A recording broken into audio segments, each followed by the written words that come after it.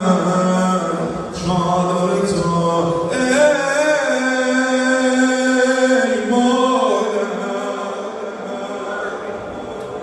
میخوام هر کی از زهرا رو دوست داره که دوست داره امام صادق فرمود هر کی مادر ما رو دوست داره میتونه بگه مادر. امشب یه جوری بهش بگو مادر. اگه دیدی داره دلت میلرزه بدونم داره جواب شده. میگه دارم صدا تو میشنوم، تو اومدی برای شوهر مظلومم علیه. خیلی ها تو میرم نشیدن فکر کرده داره عزای مولا. زهرا زیر دل کسی نمیمونه. ای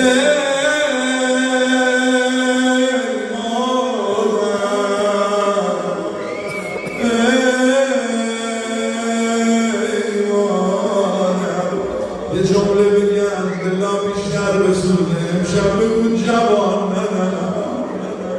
آخه مادر ما رو جوان من کردن. مادر ما رو بین در و دیوار پهلو شد. کجا داره مسیر این دلم؟ حالا که الحمدلله به چشماتون نظر شده بریم جلوتر. امام رضا فرمود هر جا روزه مادر ما زهرا شد بلند بلند بابا روزه علیه، چرا روزه فاطمه داری میخونی؟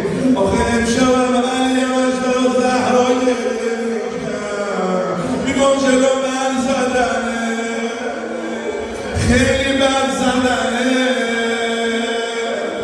تو کوچه جلو